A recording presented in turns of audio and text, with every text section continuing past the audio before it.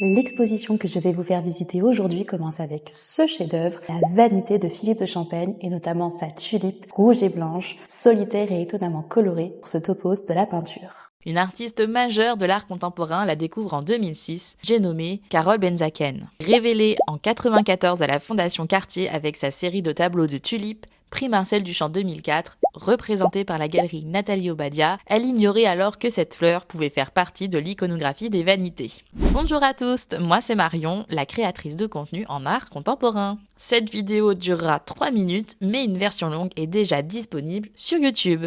Car depuis les années 90, Carole Benzaken construit une œuvre singulière faite de peintures, dessins, estampes, volumes et images numériques, mais aussi de flou, de strates et de couleurs vives, relevant d'une esthétique de l'éphémère, des vanités contemporaines qui font l'éloge du vivant. Carole Benzaken et Marie-Élie, commissaires de l'exposition et conservatrice du patrimoine au musée du Mans, présentent ici une exposition monographique d'une 60aine d'œuvres. L'ensemble est réuni sous le titre « Carole Benzaken, rien de nouveau sous le soleil ». Mais que peut bien vouloir dire ce titre ?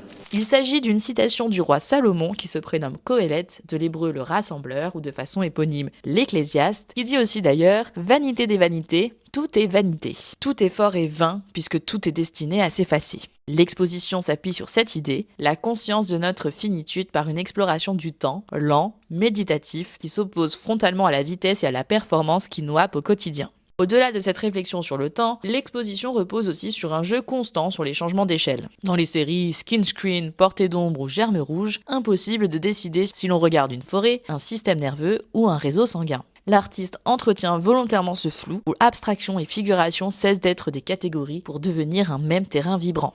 Un autre changement d'échelle apparaît, celui du paysage. Si à l'origine le paysage est un tout compréhensible, terre, ciel, figure, il est aujourd'hui à l'ère numérique éclaté en fragments. Des milliers d'images fabriquent un monde que nous ne percevons plus jamais dans son ensemble et dont nous sommes bien incapables de nous en souvenir dans leur totalité. Certaines œuvres ont été créées spécialement pour l'exposition. C'est le cas de cette tulipe, intitulée New Old Self-Portrait, dont la couleur a disparu. Ce noir et blanc renvoie à une anecdote méconnue de l'histoire de l'art, dont vous pouvez prendre connaissance dans la vidéo en version longue sur YouTube. Ce même fil se retrouve ensuite dans la superposition infinie de calques et de paysages de la série Ecclésiaste ainsi que dans Migration temporaire où la mémoire et le temps deviennent presque tangibles. Maintenant que vous savez presque tout sur cette exposition, il faut venir la visiter. Je vous invite à venir le faire avant le 18 janvier au musée de Tessé au Mans, à seulement 1 heure en train de Paris. L'exposition est gratuite.